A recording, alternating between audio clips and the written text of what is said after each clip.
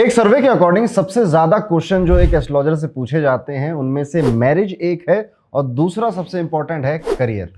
हमारी जॉब किस टाइप की होगी, हमारी जॉब कैसी होगी, मुझे क्या काम करना चाहिए, मुझे किस तरह का काम करना चाहिए, बिजनेस करूं या फिर जॉब करूं, वो क्या चीज़ है जो मेरे अंदर मेरा टैलेंट है जिसमें मुझे ज़्यादा धन मिलेगा, शांति मिलेगी, सुकून मिलेगा। अब ये समस्या या ये प्रश्न आपके मन में भी उठ सकता है।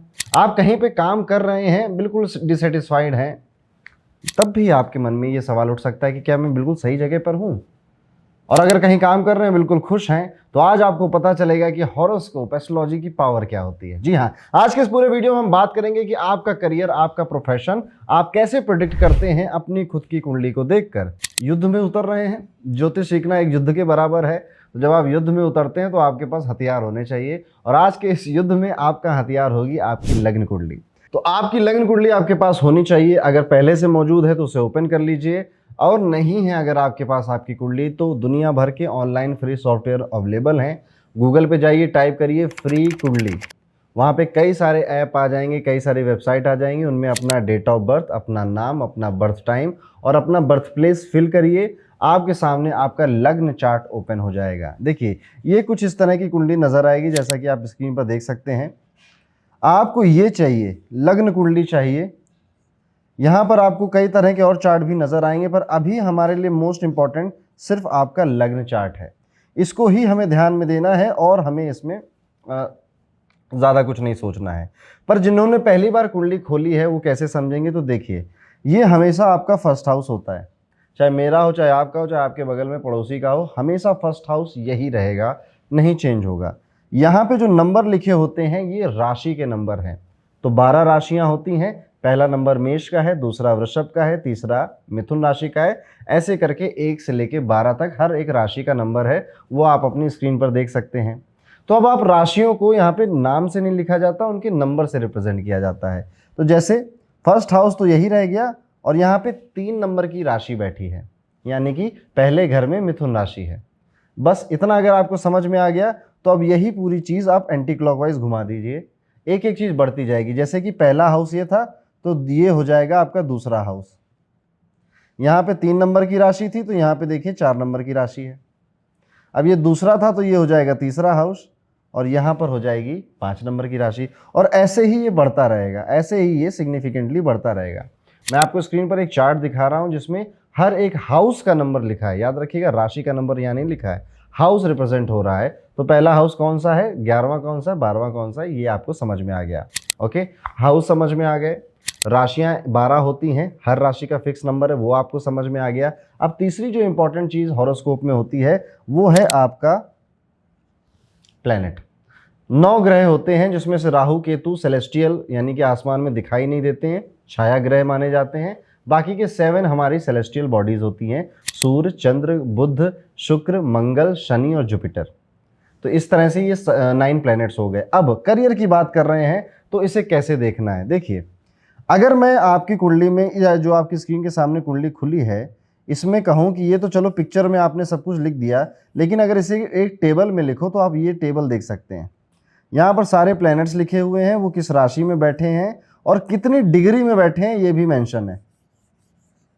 अब यही सेम चीज़ आपके चार्ट में भी होती है। जैसे कि अगर आप चार्ट में देखोगे तो जो मंगल है वो जेमिनाई यानी कि 3 नंबर की राशि में बैठा है।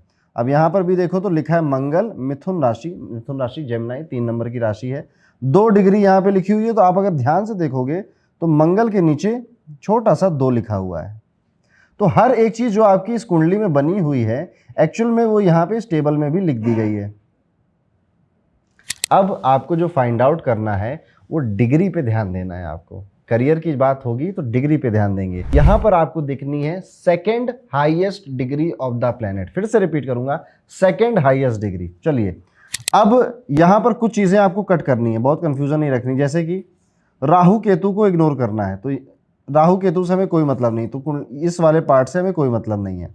हमें लग्न की डिग्री से मतलब नहीं है, हमें मतलब है सिर्फ यहाँ पर अपने 7 सेलेस्टियल बॉडीज से, यानी कि सूर्य, चंद्र, मंगल, बुध, गुरु, शुक्र और शनि। बस इन 7 सेलेस्टियल बॉडीज से हमें मतलब है, लेना देना है, और इन्हीं में हम चेक करेंगे second highest degree. For example सबसे ज़्यादा किसकी है अगर हम चेक करें तो 11, 20, ये हो गया 2, 29, ओ ये सबसे ज़्यादा है। तो ये सबसे ज़्यादा, ये हाईएस्ट डिग्री है, पर हमें हाईएस्ट तो चाहिए नहीं, हमें तो सेकंड हाईएस्ट चाहिए। तो हम अब यहाँ पे देखेंगे कि इससे कम कौन है। तो इससे कम ये देखिए 20 है, कम है। क्या इससे ज़्यादा कोई और मिल रहा है? नो।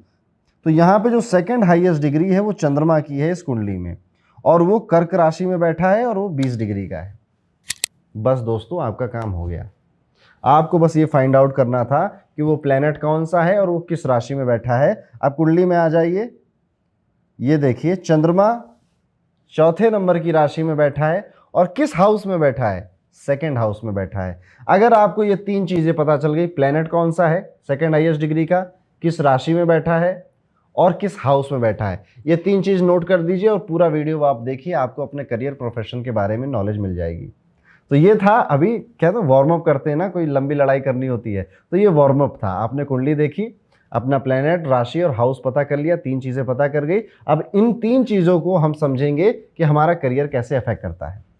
सबसे पहले मैं शुरुआत करूंगा हाउसेस से, कि वो सेकंड हाईएस्ट डिग्री वाला प्लेनेट आपके किस हाउस में बैठा है और उससे आपके करियर के बारे में क्या पता चलता है।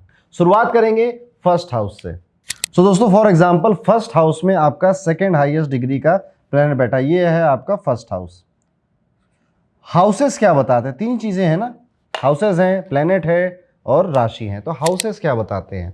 हाउस बताता है कि आपका जो करियर होगा ना, उसका इन्वायरमेंट कैसा होगा, उसका टाइप कैसा होगा। जैसे अगर फर्स्ट हाउस में आपका सेकंड हाईएस्ट डिग्री प्लेनेट बैठा है तो आप पाओगे कि आपकी जो पर्सनालिटी है वो बहुत ज़्यादा लिंक है आपके करियर से। या तो आप पर्सनल ब्रांड बना रहे हो, आपके चेहरे से सामान बिक रहा है, या आप जॉब कर रहे हो तो आपका फेस वैल्यू बहुत ज़्यादा है, वहाँ पे आपकी प्रेजेंस होना जरूरी है कंपनी में। आपका रोल इसको डिफाइन कर रहा है कि जैसे सपोज आप क्लाइंट को मैनेज करते हो तो वहां पे आपका बात करना, वहां पे आपका मौजूद होना बहुत जरूरी है। इवन लोग सर्च करते हैं आपको कि भैया उसको बुलाओ, समस्या आ गई है। Your presence and your personality matters a lot in your career. तो सबसे पहले तो आप ये एक चीज रहेगी जो आप किसी भी करियर में हो, ये चीज वहां पर मौजूद होगी। दूसरी चीज, फर्स्ट हाउस में सेकंड हाईएस्ट डिग्री प्लेनेट बैठने की वजह से आपकी ना एक एंटरप्रेन्योर स्किल होती है कि आप चीज़ों को किस तरह से महंगा कर सकते हो या किस तरह से लोगों के लिए यूजफुल बना सकते हो। ये एक स्किल आपके अंदर होती है और रह रह कर आपको मन करता है कि यार अपना काम करना है, अपना बिजनेस करना है। Even there is a possibility कि अगर फर्स्ट हाउस में है तो आप खुद का कुछ काम कर रहे होंगे, क्योंकि अब आपको लगता है कि यार जो मेहनत मैं दूसरे के लिए कर रहा हूं, वो पैसे कमा रहा है, वो काम मैं खुद क्यों ना कर लूं। तो इस तरह के विचार आते रहते, बिकॉज आपको बनाया ही ऐसे गया है। जब आप खुद का काम करेंगे तो वहां पर भी देखिए आप ही तो सेंटर में रहेंगे, आप ही तो सारे डिसीजन ले रहे हैं, तो आपकी पर्सनालिटी बहुत ज़्यादा ज़रूरी हो जाएगी, आपके एक्सप्रेशंस बहुत ज़्यादा ज़रूरी हो जाएंगे आपके जॉब में या फिर आपके बिजनेस में। तो ये होता है जब आपके फर्स्ट हाउस में सेकंड हाईएस्ट डिग्री का प्लेनेट बैठता है।